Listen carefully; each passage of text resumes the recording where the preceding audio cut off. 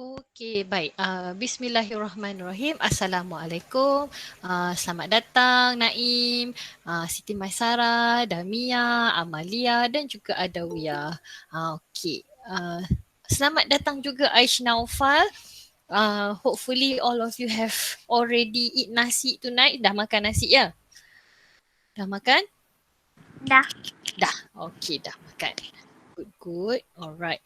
So, hari ni saya akan mulakan dulu dengan addressing dua isu yang diketengahkan semalam. Pertama sekali, ada antara kita yang masih belum lagi jelas mengenai simple diffusion dan juga comparison between channel and carrier protein semalam. So kita nak tengok dulu, saya tukarkan gambar lain so that kita boleh address the same question tapi saya bagi kamu perspektif yang lain ya. Sebagai contoh, okey, semalam kita ada buat satu soalan. Soalan tu ialah sampel soalan SPM. So dia printed black and white. So kita tak nampak dengan jelas resapan ringkas hablokalium pemangganat tu macam mana. So, ingin saya bawakan di sini kepada anak-anak, ini adalah gambaran simple diffusion of potassium permanganate crystals when it is in color so that you can see how the molecules move from area of low concentration to area from area of high concentration to area of low concentration. Nampak?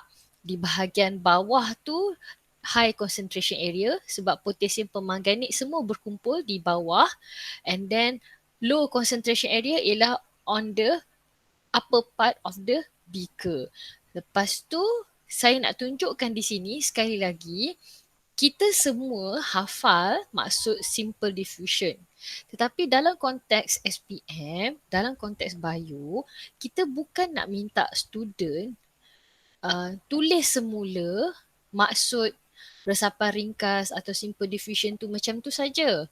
Kita nak tengok student boleh apply tak bila diberikan situasi. So, cuba anak-anak tuliskan kembali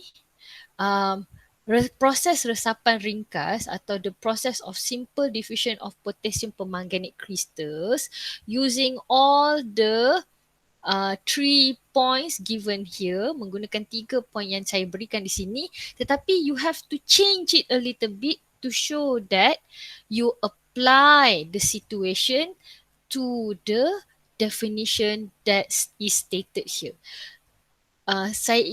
Pada slide ini, cuba kamu tulis semula, terangkan semula proses resapan ringkas hablokalium pemangganat menggunakan 3 point yang saya berikan dekat sini, tapi tunjukkan yang kamu boleh apply dalam situasi resapan ringkas hablokalium pemangganat. Yang bergerak sekarang ni ialah hablokalium pemangganat, zat terlarut dia bergerak dalam pelarut dia iaitu air. Can you do that? Boleh tak kamu terangkan lagi sekali menggunakan poin-poin yang ada kat sini tetapi dalam konteks hablokalium pemangganat. Kita cuba lagi sekali. Betul kan? Oh, okey. Ada dalam pedek sekarang ada Aish, Damia, Afiq dan Naim. Ada seorang lagi tak join. Adawiyah tak masuk lagi ya? Yeah, teacher, can you give the link? I don't have the link. Okey. Kejap ya. Saya share dekat Google Meet punya messages. Alright. Okay. So, mari kita cuba macam semalam.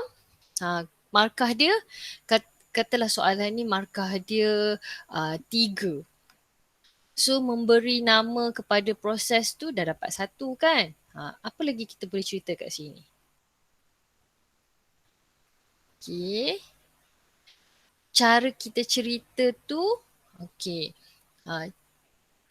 Kita boleh mulakan dengan rajah menunjukkan atau the diagram atau the figure, bukan diagram ni, the figure shows simple diffusion of potassium permanganate crystal. Boleh mulakan itu dulu.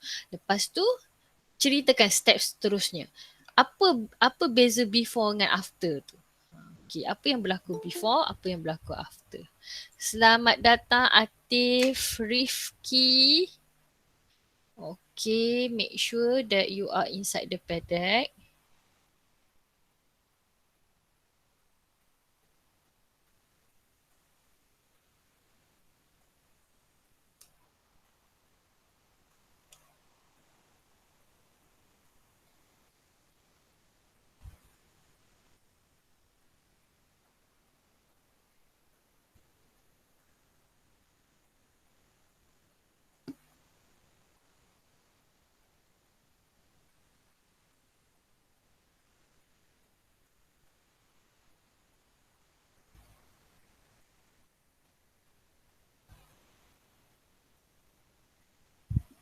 Okay. Macam mana pula dengan yang lain-lain? Macam mana pula dengan yang lain-lain? Jom cuba. Baru ada Amalia dengan Adawiyah ni. Naim, Afiq, Aish, Siti Maisara. Siti Maisara belum lagi. Afiq, cuba-cuba. Okay. Okay ya. So kita mulakan dulu dengan bagi nama. Good. Lepas tu kita gunakan poin-poin yang ada kat situ. Kita gunakan poin-poin yang ada kat situ. Naim, cuba jawab. Okay.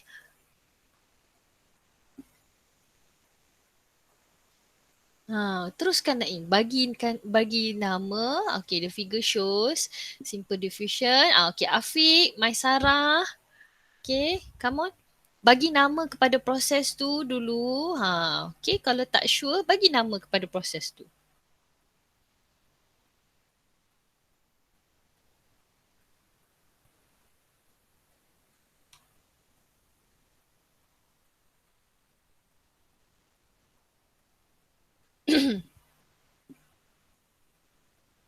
Okay.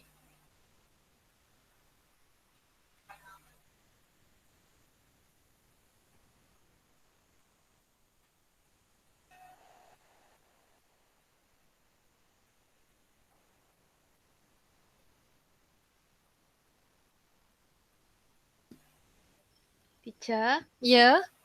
have you seen the chat site? Oh. Hmm. Hmm.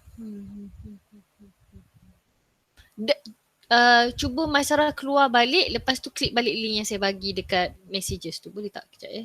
Saya copy balik. Okay. Sorry. Saya kusyuk membaca jawapan kat dalam dashboard ni. Alright.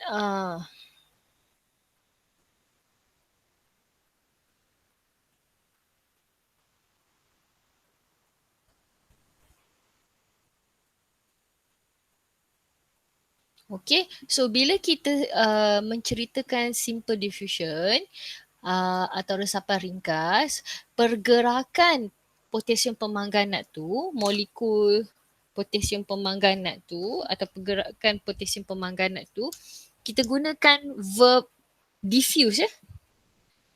Yang paling tepat ialah diffuse lah. Kalau guna move, kena sebut move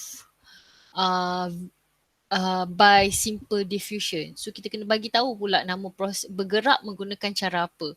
So kalau kita kata potassium permanganate diffuse from where to where. So boleh itu adalah lebih tepat lah. Kalium permanganat meresap dari mana ke mana. Kan? Okay. That is the more appropriate verb lah. Okay. So, good. Okay ya. Basically anak-anak, kita apply balik maksud simple diffusion tapi kita tukar. Kita tukar dalam konteks soalan. So, yang kita hafal resapan ringkas atau simple diffusion tu ialah movement of molecules or ions. Sekarang kita tukar pergerakan kalium permanganat dari kawasan yang kepekatan tinggi di bahagian bawah beaker ke kawasan kepekatan rendah di bahagian atas beaker. Okay, kita tengok balik pada simple diffusion punya definition. Nampak? Simple diffusion, movement of potassium permanganate. Kita tak payah cakap dah movement of molecules of ion. Sebab dalam soalan, dalam rajah, dia bagi tahu dah yang bergerak tu potassium permanganate. Movement of potassium permanganate atau diffusion of potassium permanganate from high concentration area at the bottom of the beaker to low concentration area at the top of the beaker until dynamic equilibrium is achieved. Okey, anak-anak, macam mana kita tahu dalam beaker ini sudah mencapai dynamic equilibrium? Kita tengok apa yang berlaku after. Gambar after tu menunjukkan dynamic equilibrium is achieved. So kita kena tambah ayat selepas itu, keseimbangan lepas kita cakap keseimbangan dinamik dicapai, kita kata apa jadi pada warna seluruh beaker tu? Warna air dalam seluruh beaker tu sudah menjadi macam Aisyah ada sebut. Until dynamic equilibrium is achieved. How do you observe dynamic equilibrium is achieved? You can see in the after diagram, masa after the whole beaker, seluruh air dalam beaker bertukar kepada ungu. The whole solution turn to purple. Okay, itulah yang menunjukkan kita faham dynamic equilibrium dalam konteks gambar. Okay, kita tak kira satu-satu position atau purata potassium permanganate tu dalam larutan. Tapi kita tahu dia dah mencapai dynamic equilibrium sebab the whole beaker has all of the water in the beaker has turned to purple. Seluruh air di dalam beaker telah bertukar jadi purple. Saya akan ulang banyak kali selagi ayat itu tidak ditulis ya. Okay, tolong tambah the whole water in the beaker. Whole, W-H-O-L, whole. Seluruh beaker, seluruh air di dalam beaker bertukar warna purple. Okay. Pandai. Okay, whole, W-H-O-L-E. The whole solution in the beaker, the whole water in the beaker pun boleh turn into purple. Turns to purple. Bagus. Okay. Alright. Cuba. Sentiasa saya cuba sebaik mungkin memberikan kamu semua sebanyak ruang untuk kamu tulis apa yang kamu fikirkan, apa yang kamu faham. Bila kamu tulis, baru saya tahu kamu faham tak kat mana yang kamu ada misconception, dekat mana yang mungkin kamu ada lompong-lompong kefahaman atau lompong-lompong tak ingat. Tugas saya pada waktu malam ini ialah untuk point out, okay, part ni kena upgrade, part ni dah betul, okay, part ni you are on the right track. Tapi anak-anak, I can only do that if you give response. Kalau kamu bagi response, baru saya boleh bantu. Alright, mari kita tengok jawapan anak-anak. Okey, kita ada 2 sampel jawapan dekat sini. Kita ada sampel jawapan dalam bahasa Melayu dan jawapan sampel bahasa Inggeris daripada Adawiyah dan Atif. Thank you so much for your submissions. Saya akan screenshot 2 jawapan ini dan tampilkan dalam Telegram. Okey. Seterusnya anak-anak, okay, let's see. Okay, ada yang tengah salin tu, okay, terus salin, jangan risau. Okay, so anak-anak, seterusnya I would also like to address, saya juga ingin merujuk kembali kepada satu lagi concern yang kamu kongsikan semalam, iaitu mengenai perbezaan antara channel protein dan carrier protein. Okey, kalau dia bandingkan, semalam kita punya soalan ialah bandingkan proses resapan berbantu oleh channel protein dengan carrier protein. Yesterday's question ask you to compare between facilitated diffusion run by channel protein and carrier protein. However, towards the end of our class yesterday, we also noticed that active transport juga uses carrier protein. Kita juga tahu pengangkutan aktif menggunakan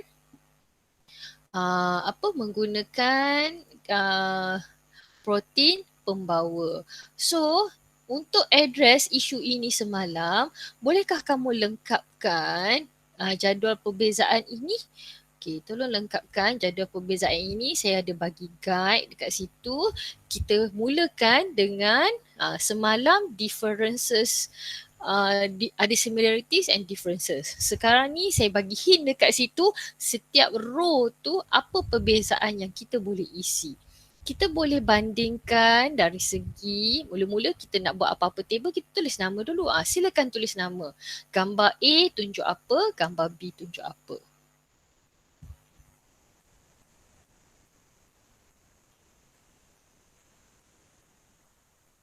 Oh, sorry. Saya tukar kepada student pace tadi. Tak apa. Teruskan. Okay, good. Gambar A adalah protein liang atau channel protein. Protein B adalah carrier protein atau protein pembawa. Okey, bagus. Macam mana pula dari segi bentuk? Bentuk dekat tengah-tengah tu berbeza sikit kan? Cuba kamu tengok apakah perbezaannya? Okay, good. Mempunyai liang. Okay, very good.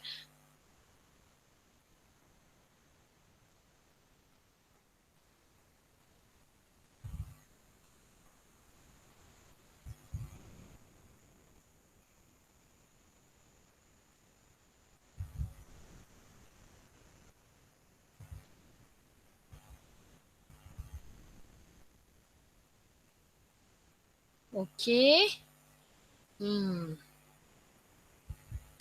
Okay. Kalau protein liang atau channel protein has a channel atau has a pore atau mempunyai liang. Tapi kalau protein pembawa dia ada apa lengkuk kat bawah tu kita panggil sebagai apa? Okay, boleh bagi tahu kat situ. Nama dia Gapotio nama dia. Gapotio nama dia. Okay. Okay, has a pore, bagus. So carrier protein tengah-tengah tu kita panggil apa? Boleh berubah bentuk tu lebih kepada mekanisme kan? Boleh berubah bentuk tu kamu bawa turun ke bawah. Boleh, tak ada masalah.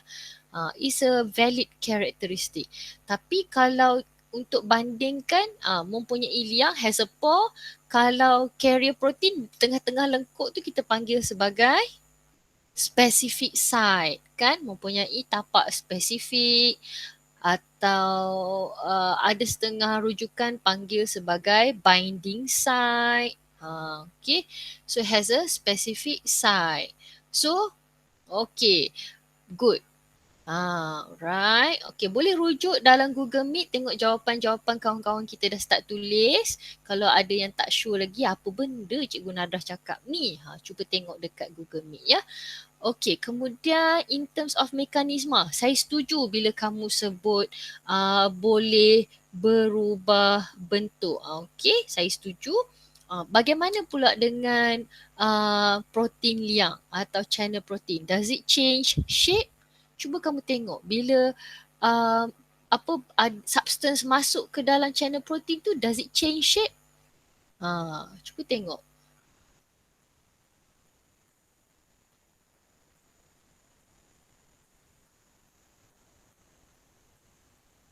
berdebar saya nak tunggu. Berdebar saya nak tunggu Naim tulis. Naim tu macam idea dia macam on the way tu. Bagus-bagus, teruskan. Berdebar pula tengok sebab Naim dah start tulis. Okay. Berdebar-debar nak tunggu ya. Okay. Yes, doesn't change shape. Thank you Naim. So, kalau kita tengok pada channel protein, dia tidak berubah bentuk kan? Betul tak? Bila ada substance warna kuning tu masuk dalam channel protein, it does not change shape. Tapi carrier protein, substance yellow enters the specific site. Lepas tu carrier protein berubah bentuk kan, change shape, barulah substance tu move to the other side kan. Okay, can you give examples of substance transported by channel protein, example of substance transported by carrier protein? Bagi satu contoh nama ion apa? Apa ion yang kita boleh bagi nama? Okay, boleh bagi satu contoh ion. Okey, ion kalium, ion natrium. Bagus. Okey, ion natrium ada, ion kalium ada. Okey, syabas, bagus. Okey.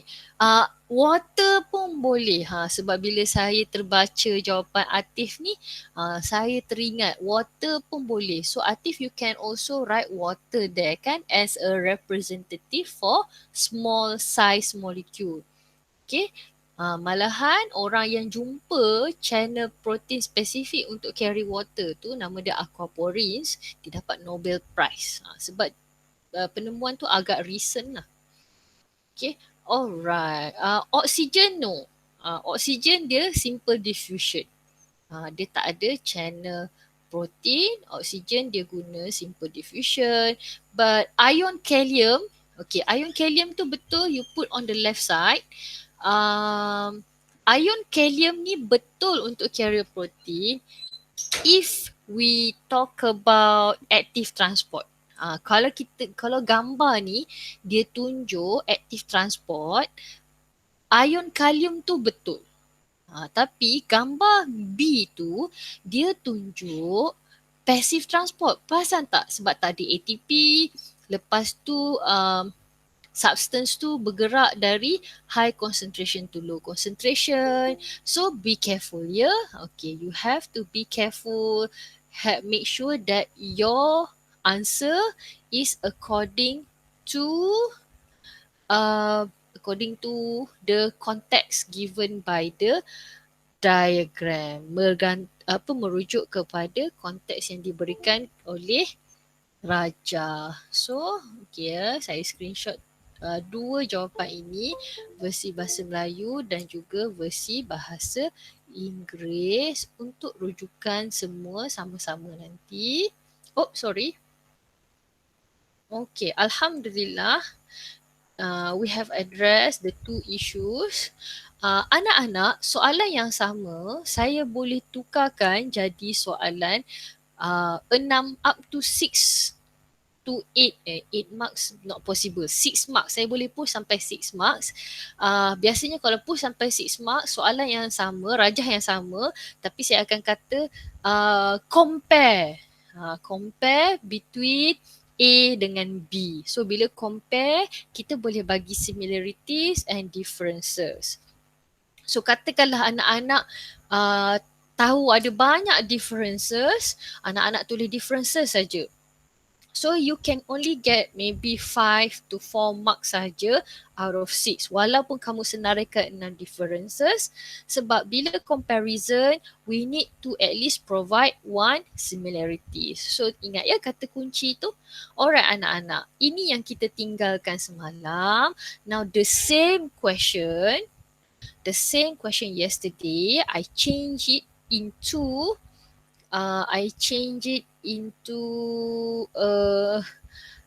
essay question. Okay, saya bagi dalam bentuk essay question. Bukan 7 marks 6 marks saya tersilap kat situ. Bukan 6 markah, bukan 7 markah, 6 markah. So huraikan mekanisme pengangkutan yang ditunjukkan dalam rajah. So describe the transport mechanism shown in the diagram. So, langkah 1, what do you see? Make sure kamu punya jawapan ada 1, 2, 3, 4, 5 dan 6. So, untuk 2, step number 2 kita dah bagi. Apa berlaku dekat step number 3, step number 4, 5 and also 6. Okay. Jangan lupa bila kita huraikan apa-apa proses, give a name. Kamu tengok pada Rajah ni, pada soalan ni. Dia tak cakap sikit pun nama proses ni apa kan. So, name the process first. The diagram shows process something something. Lepas tu baru kita cerita step 1, 2, 3, 4, 5 and 6. Okay. Anak-anak kita kena berhati-hati, kita kena teliti. Kita dapati, bila kita baca daripada soalan, daripada diagram, there is no name for the process. So we give a name to the process and please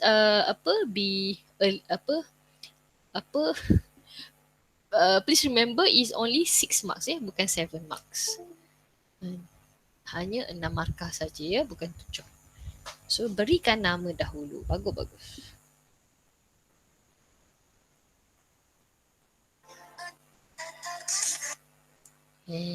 Siapa? Sorry. Ni tinggal form rata-rata ni apalah. Alright. Okay. Good. Okay. So, bagi nama active transport first point. Dah dapat. P1 dah dapat. Okay. P2.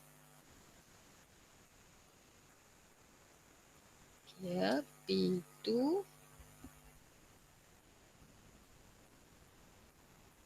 P2 is from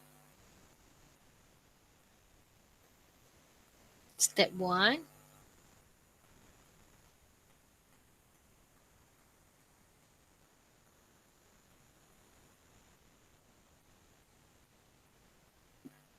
Okay, betul. Saya setuju. Sodium ion bind to carrier protein. You have to state how many.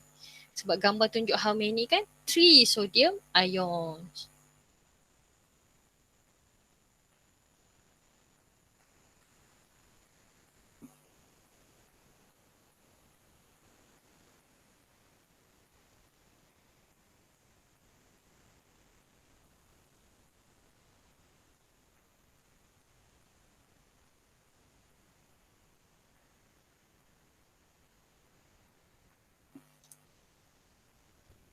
Okay, bagus. Okay, itu step number 1. Step number 2 sudah diberikan.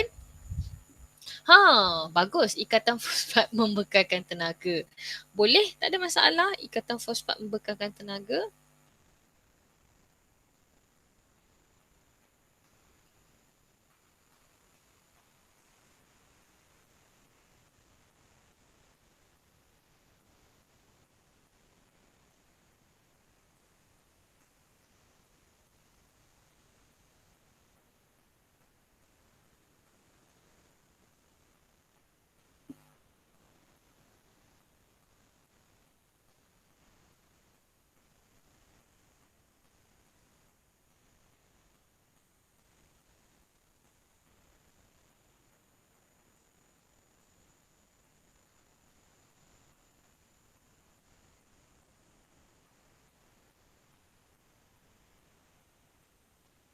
Okay.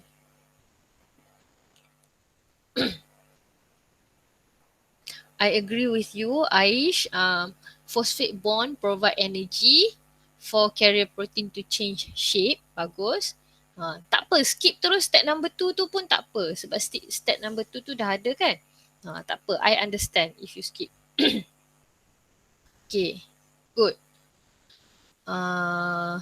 Okay, skip step number 2 pergi step number 3 terus pun boleh, tak ada masalah. Okay. Alright. Betul tu. Pada step number 3 tu ada 2 benda berlaku. Phosphate provide energy to change the shape of protein, carrier protein. Lepas tu, and because of that, the 3 sodium ions transferred out of the cell. Very good. Okay. Cerita dekat step number 3 tu ada 2 cerita. Nombor 1, phosphate provide energy for change of shape in carrier protein. Subsequently, the 3 sodium ions move to the other side atau out of the cell. Okay. Bagus, teruskan.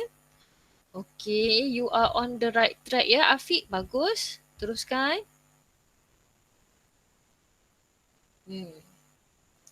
Okay, so make sure tulis step by step, ikut langkah-langkah yang ditunjukkan dalam diagram tu. Ikut saja gambar tu, describe apa yang kamu nampak. Sebagai contoh, pada step yang ketiga, phosphate group tu supply energy. So, carrier protein change shape and the 3 sodium ions move out of the cell. Macam mana saya tahu out of the cell? Sebab pada gambar warna biru tu dilabel sebagai extracellular fluid, warna oranye tu dilabel sebagai cytoplasm. So saya tahulah biru tu adalah luar sel. Okey, langkah keempat, nampak tu berapa biji kalium masuk? How many potassium ion enters the carrier protein specific site? Okey. Kemudian bukan sahaja, there are 2 things that occurs on image 4. 2 potassium ion masuk and the phosphate group pergi mana? Okay, you can skip step 5 because it's already given to you there. You can move on to step 6.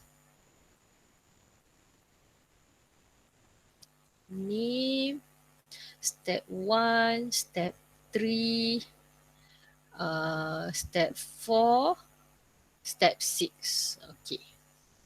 Boleh.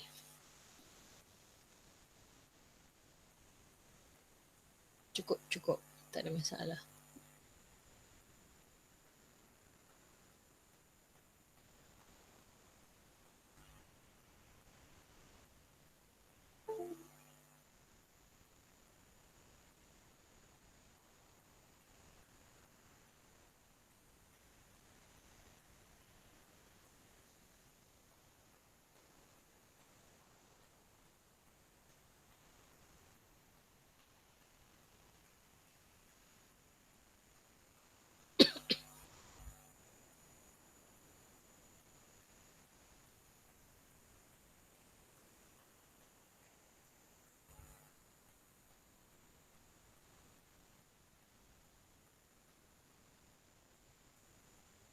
Okay, good.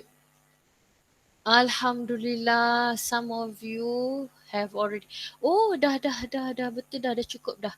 Okay, let me see here one by one.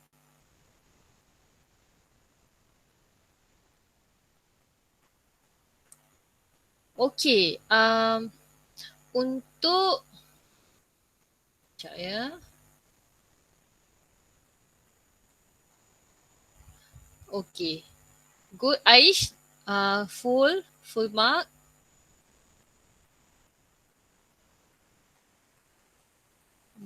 Okay, untuk Iza.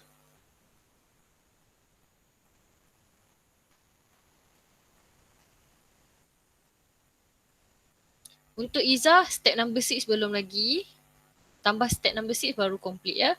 Okay, Dawiyah.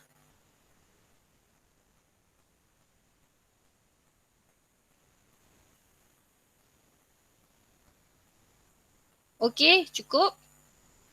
Okay, Amalia tengah tulis. Go ahead. Okay, Atif, based on your last sentence, dah dapat dah, cukup. Full mark. Naim full mark. Afiq, Alhamdulillah, bagus. Full mark. Damia, very good. Full mark. Okay, the rest of you dah penuh dah. Good. Okay. So, here are two examples from your friend's answer. Saya akan screenshot. Okay. Kejap. Sekejap ya. I think I will take a look another one. Kejap ya. Okay. And then this one. Okay.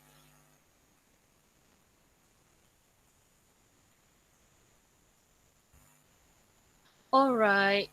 Two sample answers here. Okay. And then I will put it in the Telegram also. Alright. Let's take a look at the next one. Okay. Kita tengok pada yang seterusnya. Mai Sarah masih lagi tak boleh ni ya? Tak boleh bagi feedback dalam TEDx ya? Alright. So this is a sample question for active transport. So ini adalah contoh soalan dulu, ini soalan kebat lah. Okay, so soalan dia ialah salah satu application kepada active transport is the transport of minerals in root hair cell. Okay, itu maksud, basically itulah yang cuba disampaikan oleh paragraf yang pertama. Pada paragraf yang kedua, dia kata cyanide, a poison that inhibit ATP formation, is a poison that inhibit ATP formation. Now, a bottle of cyanide is poured to the soil. Can you explain the effects of this situation towards active transport in root hair cell? Okay, cyanida adalah sejenis racun yang menghentikan penghasilan ATP. Satu botol cyanida dituang ke atas tanah, terangkan kesan situasi ini terhadap pengangkutan aktif dalam sel rambut akar. Bila soalan macam ni, terangkan kesan situasi, kita boleh bagi tahu dulu pengangkutan kita bagi statement dulu, pengangkutan aktif mineral tu boleh berlaku ke atau tidak berlaku. Itu point number 1. Point number 2 dengan point number 3 is where you explain kenapa pengangkutan aktif tu berlaku ke atau tidak berlaku. Okay, so kita cuba buat statement yang pertama dulu. What do you think? Pengangkutan aktif can occur or not when there is cyanide?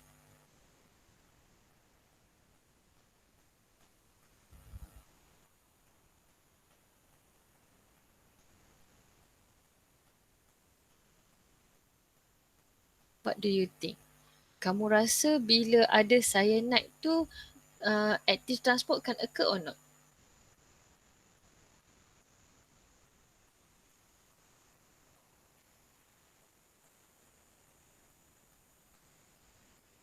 Okay.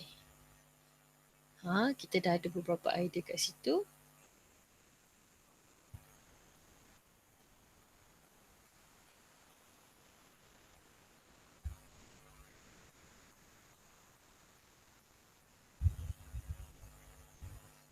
Okay, active transport cannot occur. Pendapat pendapat Adawiyah, pendapat Iza. Okay, lagi yang lain-lain rasa macam mana? Active transport can occur or cannot occur? Okay, good. Active transport tidak boleh berlaku. Okay, dua explanation kenapa. Apa peranan ATP? Ingat balik apa peranan ATP masa pengangkutan aktif tadi. So, apa yang tidak berlaku, tidak dapat dibuat bila ada cyanida. Okay, kenapa, apakah explanation dia? Kerana, dibiarkan kerana tu ya. Kerana bila tak ada ATP, step apa yang tak boleh buat? Ingat balik yang kita tulis tadi, bila tak ada ATP, step apa yang kita tak boleh buat?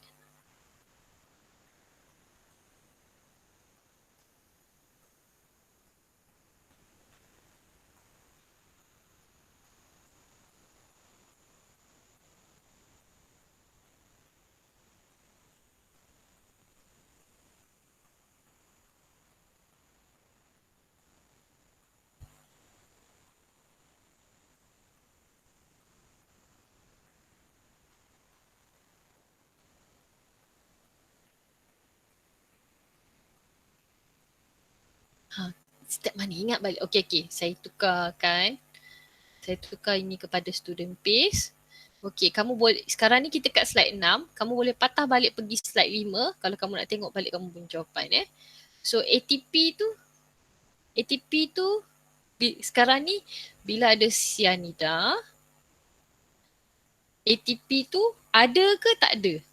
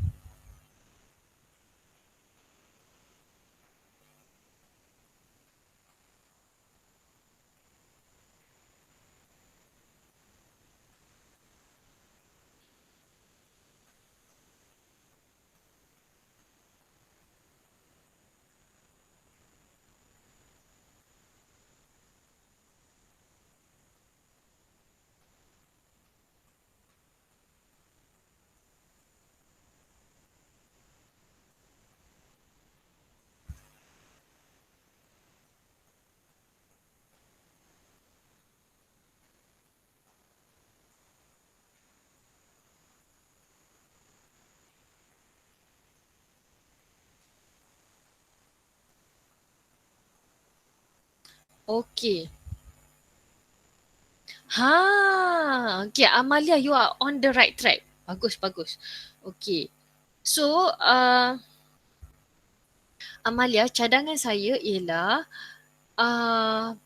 terus ayat yang Amalia tengah tulis ni kan, because ATP cannot provide energy for the carrier protein to change shape.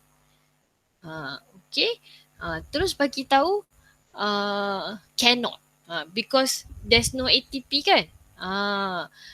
Okay, ataupun because no ATP to provide energy for carrier protein to change shape.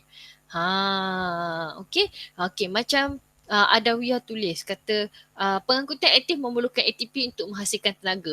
Itu yang kita hafal Adawiyah. Sekarang kita tukar dalam konteks soalan. Konteks soalan kata apa? Dia kata ATP ni tidak ada. There is no ATP formation kan, because cyanide presence tadi kan. So kita terus kata tiada ATP untuk menghasilkan tenaga bagi mengubah bentuk protein pembawa, ataupun tiada tenaga dapat dihasilkan untuk mengubah bentuk protein pembawa. Kan? Okay. Terus anak-anak tadi kita hafal ATP provide energy for carrier protein to change shape. Situasi dia sekarang, ATP ATP formation inhibited. So there is no ATP. So no active transport can occur because there is no ATP, no energy so carrier protein cannot change shape. So mana-mana satu step yang kamu cerita tu dah dapat poin yang kedua. Poin yang ketiga, apa jadi seterusnya? Pengangkutan mineral. Tak. Pengangkutan mineral kita dah cakap first step. Okay ya. So itu benda-benda yang kita boleh ceritalah. No active transport, no ATP, no energy to carrier protein cannot change shape. Therefore, carrier protein cannot transport minerals. Okay, markah dia 3 kan? Mana-mana 3 daripada 4 poin yang saya sebut tadi. So ini satu contoh soalan yang berbentuk negatif. Kita semua hafal sepatutnya active transport tu how it occurs. Now the question give us another situation where one of the step in the process that we have already memorized cannot occur. So kita nyatakan jawapan kita dalam bentuk benda ni cannot occur, benda ni tidak berlaku. Akhirnya benda ni tidak berlaku. Mesti nampak cause and effect dia ya. Yes, ada soalan. Ya, Amalia nak tanya apa?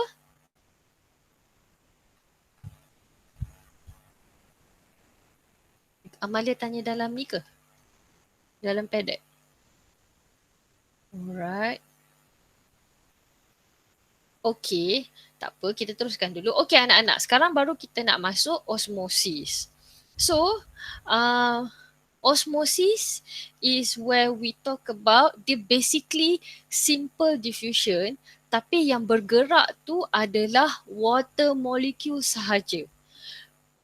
Osmosis is possible because of the presence of semi-permeable membrane. Osmosis ni kita cakap pasal pergerakan, the movement atau diffusion of water molecule saja because of the presence of semi-permeable membrane. Mari kita tengok dia punya step-step dia. So dalam rajah ni saya ada dua larutan yang berbeza. I have two different solutions. One is a solution with low solute concentration. So kalau kamu tengok kat sini on the left side there is no solute at all. So low solute concentration and the number of water molecule is 8. For example, number of free water molecules is 8.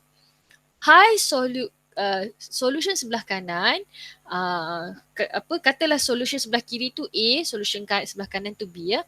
So solution sebelah kanan is a solution with high solute concentration. Solution B has high solute concentration. Kita tengok ada molekul kat situ, ada 3 solute kat situ, solute yang berbentuk segitiga. So when we compare, okay, osmosis occur because there is a presence of semi-permeable membrane between two solutions. Osmosis berlaku disebabkan ada membran separa telap memisahkan dua larutan yang berbeza. For example, solution A sebelah kiri and solution B sebelah kanan. So, sekejap, not here. Okay, so when we compare because of semi-permeable membrane tadi, okay, kalau kita ikut simple diffusion biasa, segitiga ni, molekul segitiga ni akan pergi ke from solution B to solution A. But anak-anak, this cannot occur because semi-permeable membrane ni does not allow large molecule to pass through A. Perkara ini tidak boleh berlaku. Large molecule tak boleh pergi dari solution B pergi solution A sebab tidak dibenarkan oleh membran separa telap. So, instead of moving solute atau instead of menggerakkan molekul besar segitiga tu, kita gerakkan air. So how to move water? First we have to identify which solution has higher water potential. Water potential ni kita kira, kita kata keupayaan air solution ni tinggi atau rendah, kita tengok berapa banyak free water molecules dalam dia. Siapa yang ada lagi banyak molekul air. So solution A has more water molecules compared to solution B. So dalam erti kata lain yang lebih tepat lagi kita kata solution A has higher water potential than solution B. Therefore, we can see here step number 3. Okay, step number 3, water molecules from solution A diffuse to solution B. Okay, kita dah nampak kat situ solution A, the number of water molecules has lessened already, and in solution B, the number of free water molecules have increases. This process continues until solution A and solution B achieve dynamic equilibrium.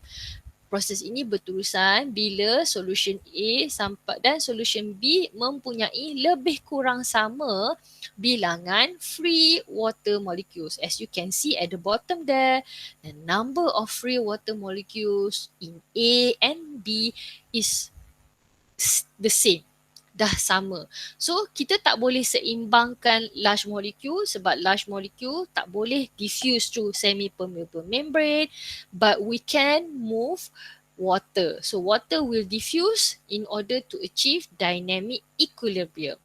Okay, bila kita cakap pasal osmosis, we are going to use these 3 terms which are isotonic, hypertonic and hypotonic.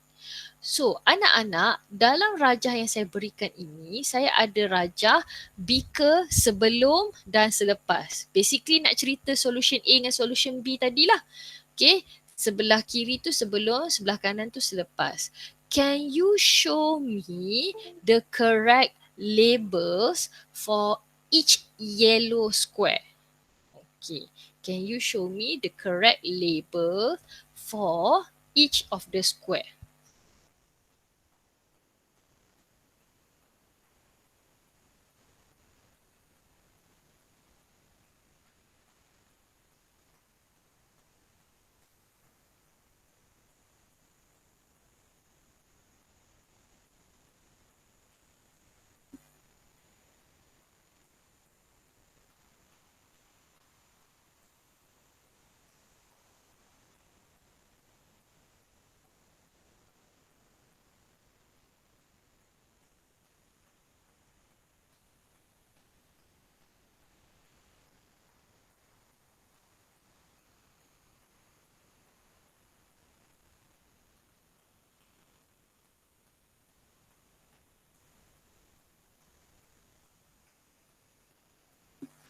Okay. Okay ya, I can see. Okay, cuba kita tengok ya from the larutan yang paling kiri sekali. So, on the left beaker, beaker yang sebelah kiri. Okay, larutan sebelah kiri itu anak-anak, kalau kita compare, which one has more solute, less water? Okay, kalau kita tengok ya beaker sebelah kiri ya, beaker sebelah kiri tu ada dua larutan. Beaker mana yang ada banyak solute, ada banyak zat terlarut, very little water. So, the solution on the right. The solution on the left is, solution on the right is the hypertonic solution. Okay, solution on, sekejap ya, saya tunjuk satu sampel jawapan yang label dia betul. Okay. Sekejap ya, saya besarkan. Okey, saya besarkan. Okey. So anak-anak, okey. So ini adalah sampel jawapan yang betul. Okey. So solution on the left, kalau kamu tengok, dia punya water banyak but the solute atau zat terlarut dia sikit. So it has a higher water potential, therefore it is the hypotonic solution. On the right side is the hypertonic solution.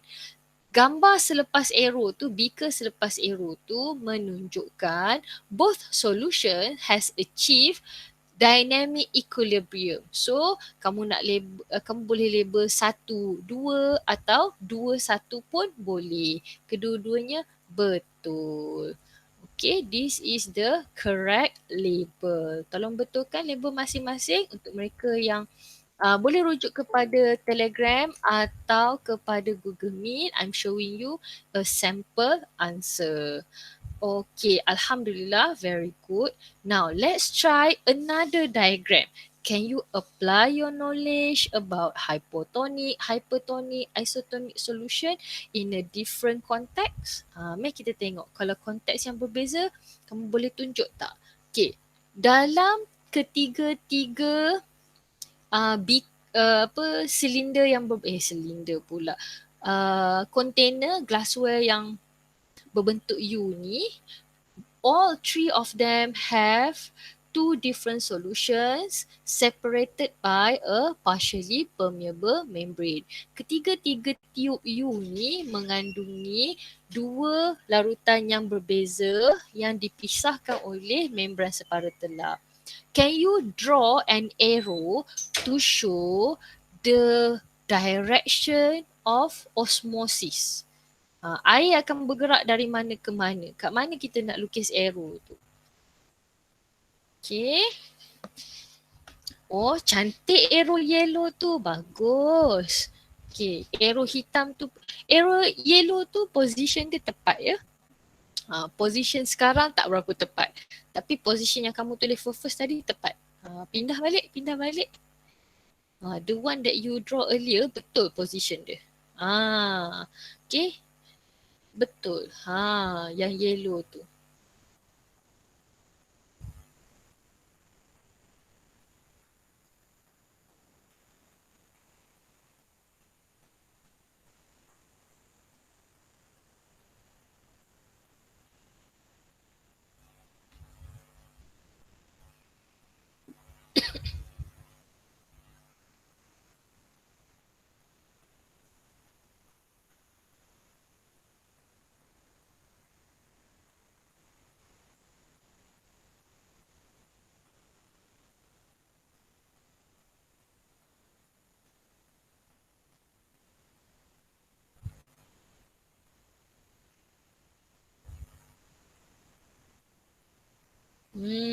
Okay, bagus. So, let's see here. Ramai lagi belum jawab ni. Naim. Okay, Naim dah. Aish. Maisara, Iza, Afiq. What is your idea? Kat mana arrow tu pergi? Kan? Air nak pergi dari mana ke mana?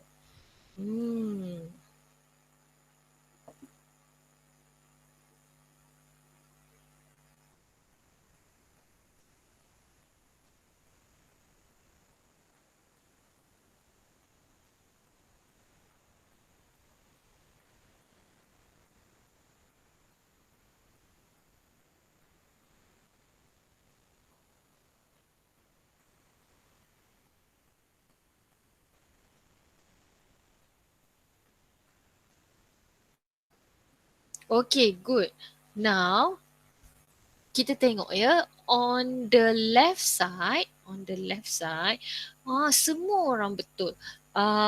The movement of water is from the left to right. Okay, untuk yang yang sebelah kanan sekali, the movement of water is from right to left. For the middle U tube, okay, untuk tube U di tengah-tengah itu, dia punya arrow, you have to draw two arrows because it is in dynamic equilibrium. Sebab dia dalam dynamic equilibrium. Sebagai contoh yang dilukis oleh Atif ini, okay. So Atif lukis tengah-tengah ada arrow ke kiri dan arrow ke kanan because it is dynamic equilibrium. So the number of water molecules that move from left to right is also the same as the number of water molecules that move from right to left. Okay. Okay ya. Mari kita tengok kesimpulan dia anak-anak ialah when we talk about hypotonic, isotonic and hypertonic solution, these three are the terms to describe water content antara dua solution yang berbeza. Kita sentiasa cakap hypotonic, isotonic, hypertonic ni dalam ayat berbentuk comparison. For example, solution A is hypotonic towards solution B. Solution B is hypertonic towards solution A. So kita tak kata solution A is hypotonic. Hypotonic terhadap siapa? Tak boleh. Dia bukan stand alone macam tu. Sebab hypotonic ni is a term that we use to describe different water potential. So bila nak describe different water potential, kita kena nyatakan ayat kita dalam bentuk comparison. So within the context of our body, dalam badan kita, dekat mana dua solution ni exist? Dua solution tu ialah solution dalam sel dan solution di luar sel. Hence the label extracellular fluid, and dalam sel kita panggil solution tu adalah solution dalam cytoplasm. So kalau dalam sel kita refer solution cytoplasm versus extracellular fluid. Okay. Kalau dalam bahasa Melayu kita banding bendalir sitoplasma dan bendalir luar sel. Okay. Sebagai contoh, kita tengok kesan hypotonic, isotonic and hypertonic solution towards red blood cell. So, take a look at this diagram. Ada 3 three conditions of red blood cell and three different beakers label isotonic, hypertonic and hypotonic solution. Can you match which red blood cell suitable atau describe its condition in different types of solution? So ini kita panggil sebagai types of solution ya, isotonic, hypertonic, hypotonic ni.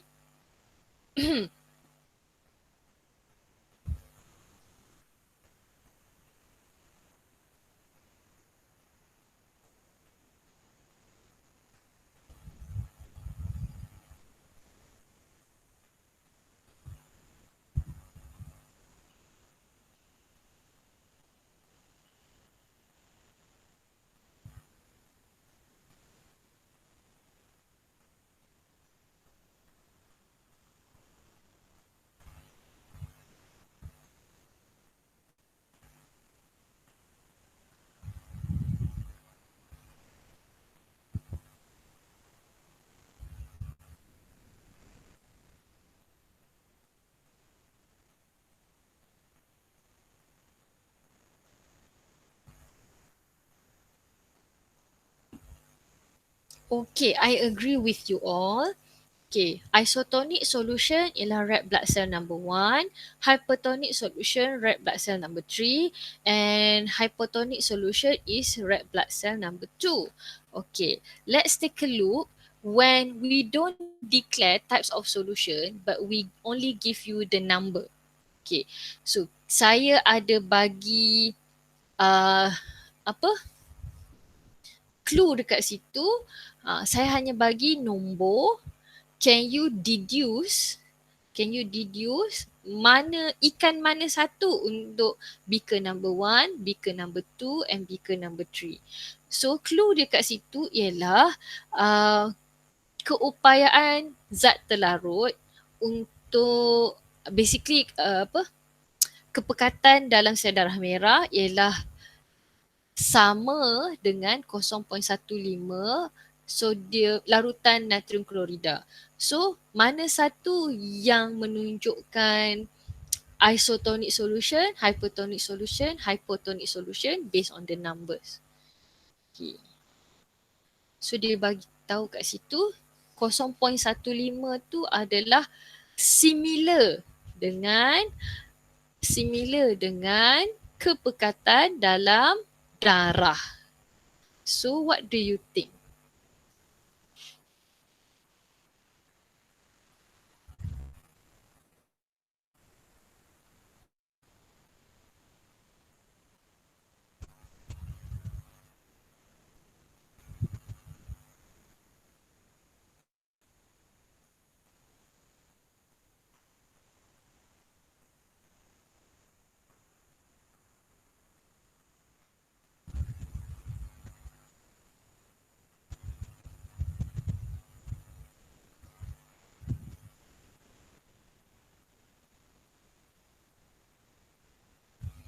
Okay, let's see your answer here.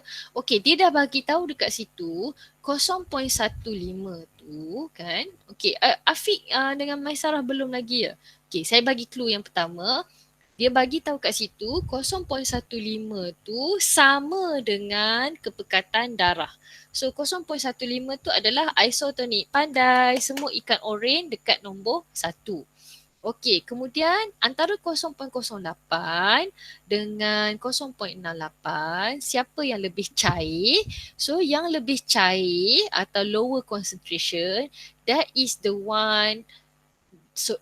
solution that has higher water potential. Okay, larutan yang mana yang mempunyai kepekatan paling rendah, that particular larutan mempunyai keupayaan air yang paling tinggi. Maksud dia paling banyak air lah. So, ikan warna purple adalah untuk hypotonic solution dan ikan warna hijau adalah untuk hypertonic solution. Kan macam cerita pasal ni pula ya. Macam cerita buat ikan jeruk ke apa ya. Okay ya. So, purple is hypotonic.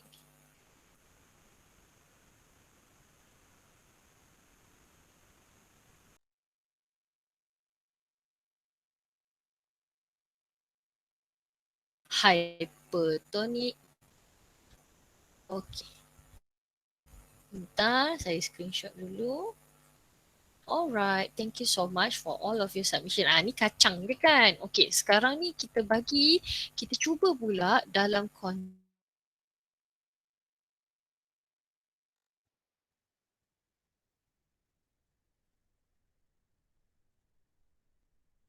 change.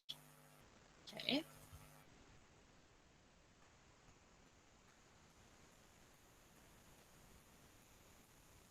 Okay, so dalam Google Meet sekarang dan dalam kamu punya padlet pun ada satu soalan dekat sini ya.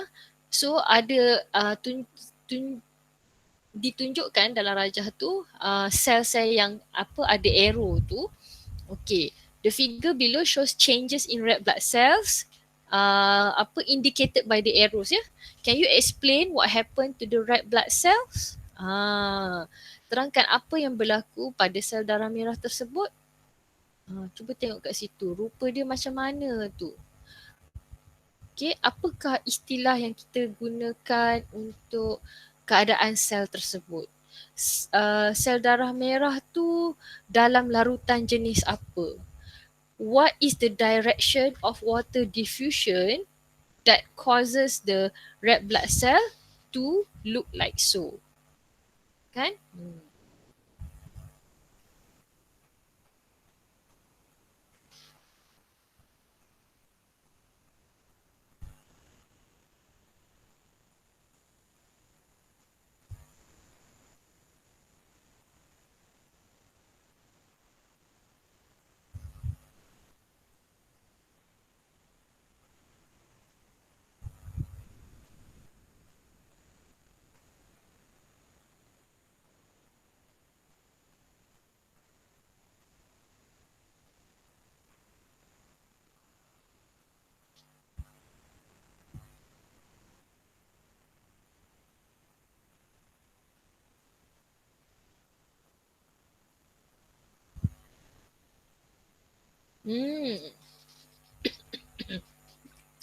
Okay, I agree with you. Point one. Point one, semua pun sebut sel darah merah tu dalam apa kan? Very good. Okay. Red blood cells is immersed in a hypotonic solution. Okay, tak sebut immersed pun tak apa. Red blood cell in a hypotonic solution. Boleh, tak ada masalah. Very good. Point one. Direndam dalam larutan hypotonik. Yes, very good. Air dalam sel meresap keluar secara osmosis. Water in the cell diffuse out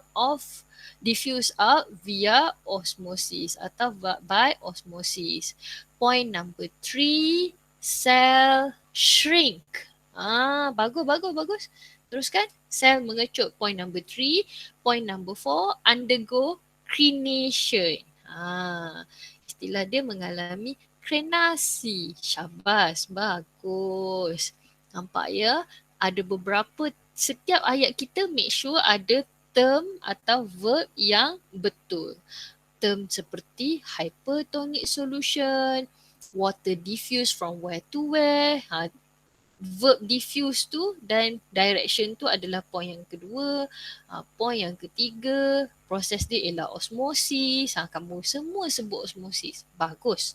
And then point number 4, red blood cell shrink. Point number 5, crenation. Syabas, bagus. Itulah istilah-istilah yang kita nak. Bila kita jawab, when we write answers in biology, make sure that each of our sentence is to the point, has meaning. It's not just fillers with no clear indication of what is the term atau biological concept yang kita nak sampaikan.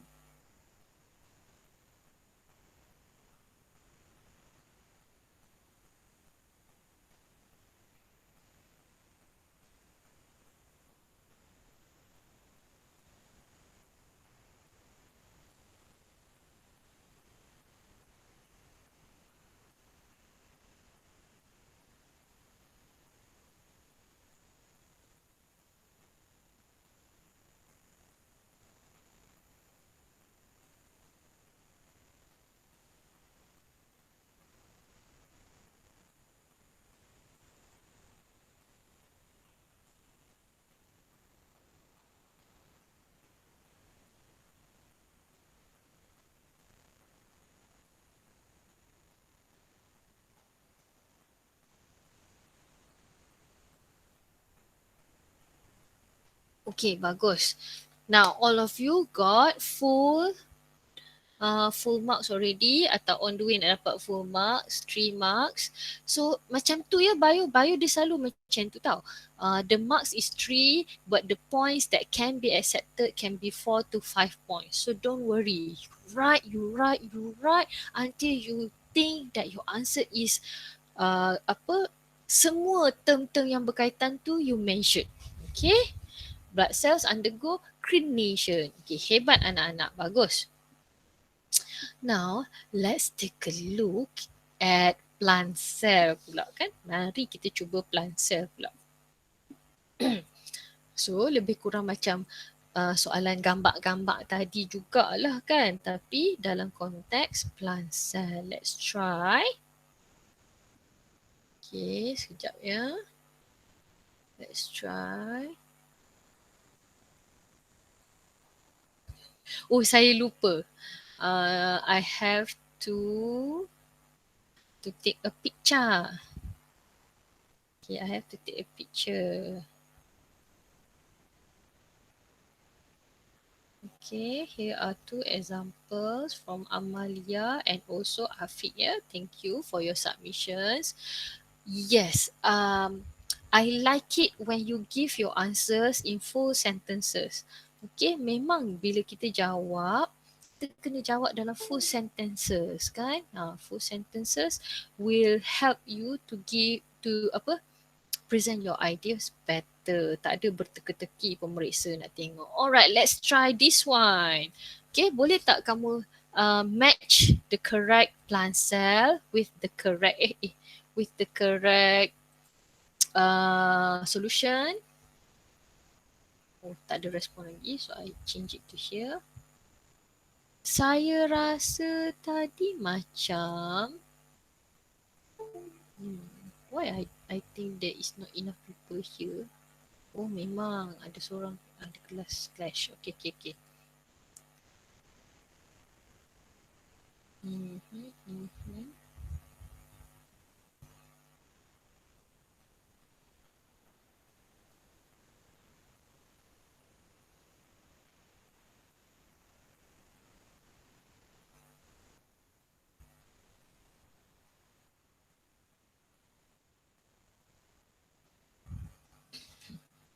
Okay.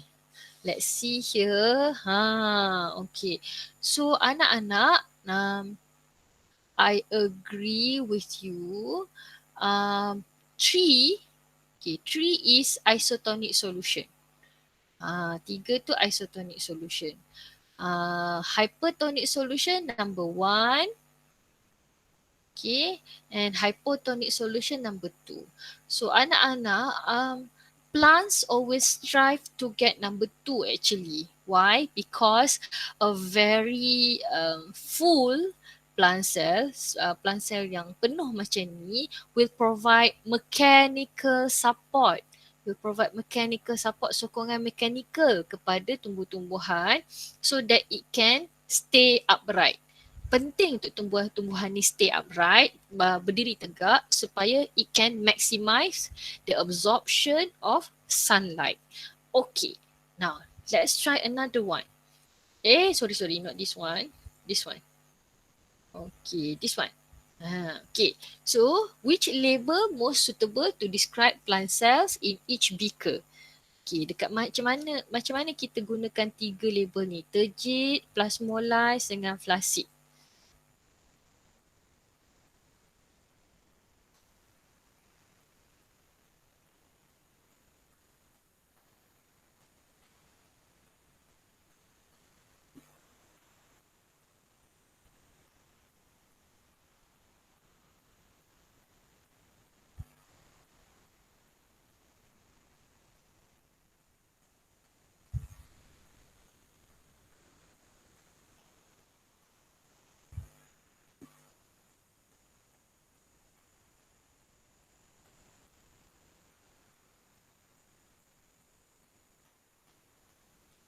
Okay, I agree with you. Flaccid is for isotonic solution, turgid for hypotonic solution, plasmolyze is for hypertonic solution. Senang kan? Senang betul cara kamu identify ni. Hebat lah. Mari kita cuba dalam konteks soalan pula. Jom. Okey. So anak-anak, image ini menunjukkan satu pokok indoor plants sebelum dan selepas disiram air. So using the concept of osmosis, explain how the changes in the houseplant occurs. Sorry, saya lupa nak translate ni. Menggunakan konsep osmosis, terangkan bagaimana perubahan-perubahan pada pokok ini berlaku. Mungkin kamu boleh mulakan dengan asalnya, before tu, what is the condition of the plant? Dia segar ke? Dia mengecil ke, membesar ke, layu ke? What is the word that we can use to describe the condition before? Okay, kemudian bila kita water tu, what are the changes that occurs? Kan kita explain changes tu menggunakan konsep osmosis. And then kita tutup jawapan kita dengan cerita what is the condition of the plant after this process has finalized. Okay, kita mulakan dengan menyatakan, kita bagi tahu kepada pembaca before the condition of the plant is what, and then when we water the plant, what are the changes in the soil that occurs, kan? And then what is the direction of water movement and so on and so forth, macam kita bincang osmosis tadi. And because of this process, finally what happened to the condition of the plant, kan? Apa perkataan yang kita boleh guna untuk describe after tu pula. Gitu.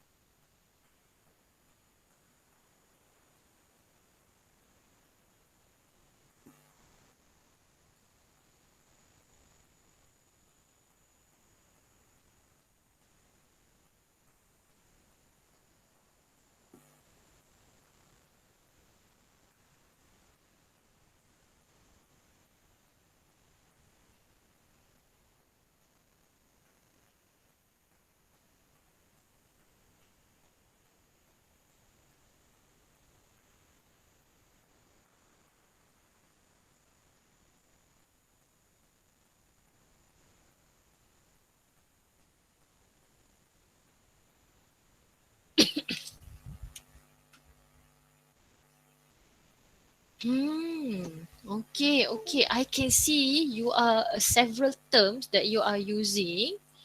Okay.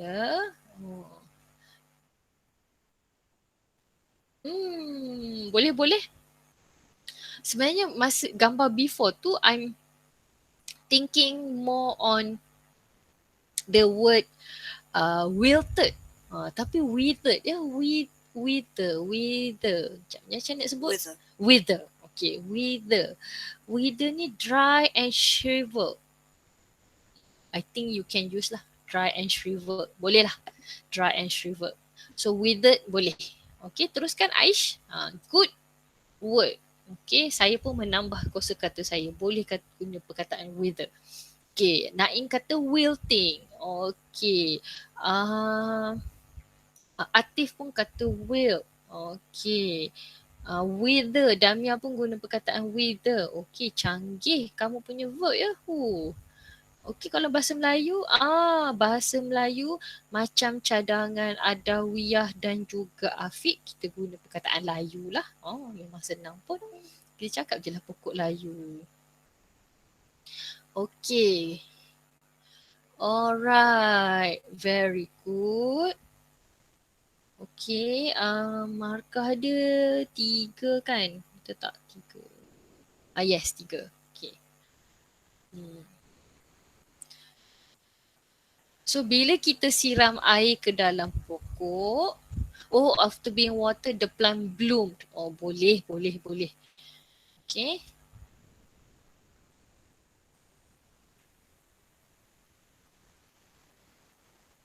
Plant bloom ya.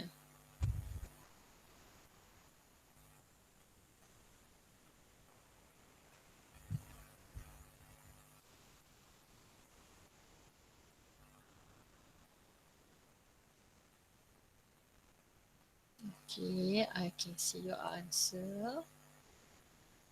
Okay, yes, I agree with you. Um, a few terms that is suitable for you to use here. Semasa pokok tu wilted, the plant cells are plasmolized kan. So, bila kita water, the changes is, istilah yang kita gunakan dekat sini ialah deplasmolysis. Okay, bukan flaccid again. Kita tak kata segah kembali. Kita kata prosesnya deplasmolysis.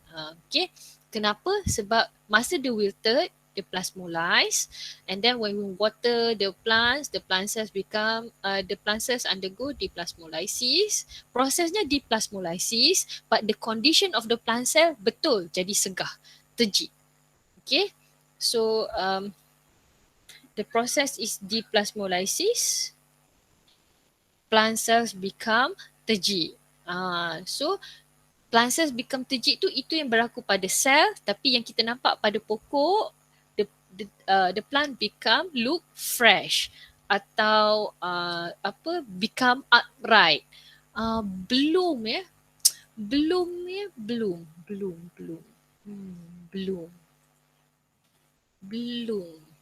Tapi bloom kita selalu guna untuk flowers kan? Sebab gambar ni tak ada flowers lah. Sebab dia lebih kepada daun kan. So I would argue the use of bloom tu kurang sikit. Kalau nampak fresh ke, perk up, menegak kan, upright. Upright pun boleh. Upright memang nampak kan dalam gambar dia upright. Okay. Saya combine kat sini beberapa jawapan yang saya nampak kat sini, dan dan nak kata apa, tak semestinya kamu punya jawapan mesti follow dot to the dot apa yang saya sebut ni, sebab markah dia 3. So it can be any 3 points from all the points that I given to you ya. Okay, number 1. Before watering, the plant is in a withered condition. Okay, kita nyatakan dulu pokok tu dalam keadaan layu. Okay, and then point number 2, the cells, the plant cells are plasmolized kan, sel-sel dalam bukan plasmolized, sorry. Betul plasmolized, ya Allah, sorry. The plant cells have plasmolized. Okay. Kemudian point number 3, when we water the plants, the soil water is hypotonic towards the plant cells. Apabila kita siram air, soil water jadi hypotonic to the plant cells. Point number 4, water diffuse into the root cells via osmosis. Point number 5, the plant cells undergo deplasmolysis. Point number 6, the plant cells become flaccid again. Point number 7, the plant becomes upright atau jadi fresh. Okay. Ini versi bahasa Melayu ya. Nombor 1, pokok kelihatan layu. Nombor 2, sel-sel mengalami plasmolisis. Nombor 3, bila kita siram air, larutan tanah jadi hypotonik terhadap sel akar pokok. Point number 4, air meresap masuk ke dalam sel-sel akar pokok secara osmosis. Point nombor 5, sel-sel pokok mengalami deplasmolysis. Point nombor 6, sel-sel pokok mula menjadi segah. Point nombor 7, pokok kelihatan segar, look fresh kan, segar atau menegak kembali. Okay, so any 3 out of the 7 points that I mentioned before this. So kalau kamu kata before dia wilted, after dia fresh, dah 2 markah dah kat situ. Tengah-tengah tu kamu ceritalah water diffuse into the plant cells. Dah dapat dah 3 markah. Okay. So I just wanted to tell you, I wanted to show you the same questions can be a short can ask you short answers like this, 3 marks only, but it can also be a 4 marks, 5 marks question. Kalau dia 5 marks question, dia akan berada pada section B.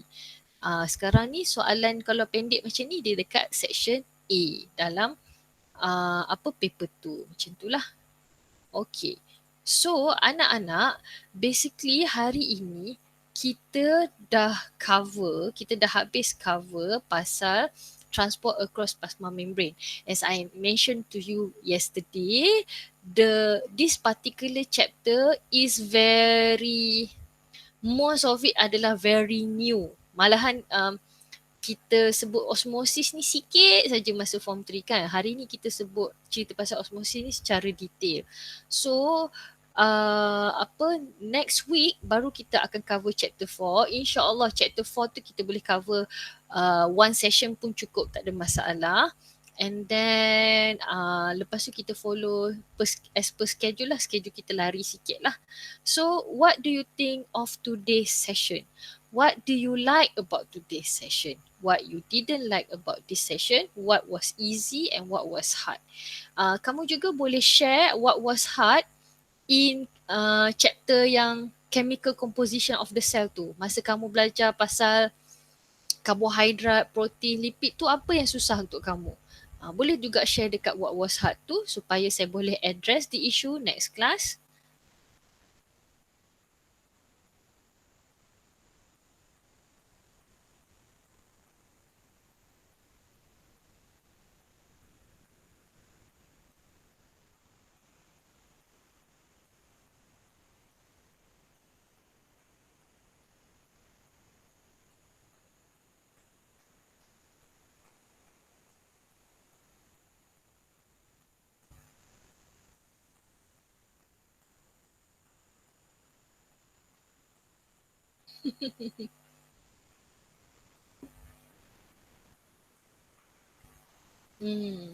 Oh, okay. Take time to understand. Alright. Don't worry if you miss some of it. Recording dia nanti saya bagi dalam dalam group dan saya memang akan letak dalam playlist yang sama lah.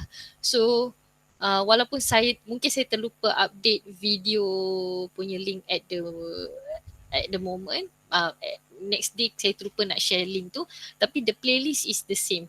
Nanti saya share dia punya playlist lah. So the playlist will be updated from time to time. Alright. Okay. Okay. Kalau ada apa-apa yang kamu teringat pasal karbohidrat, protein, lipid, nucleic acid yang kamu rasa macam masa kamu belajar tu susah atau perlu macam tak tergambar imajinasi ke atau apa-apa masalah, do share in what was hard. Saya akan tutup pedek ni pada pukul 11 malam macam tu, saya akan tutup. Nanti 11 malam baru pedek hantar ya. I'm giving you the space for you to share your hardships berkaitan dengan chapter 4 and 5 nantilah. So thank you so much for your attention tonight. Thank you so much for coming today. Hope to see you all next week lah. Thank you so much. Assalamualaikum and have a good rest. Thank you, teacher. You're welcome. Thank you, teacher. You're welcome. Thank you, teacher. You're welcome. Thank you, teacher. You're welcome. Sebab my Sarah masuk kemudiannya. Okay, I understand. Alright. Naim, Haikal, are you okay? Nak tanya apa-apa ke? Okay, you're welcome Naim. Have a nice day.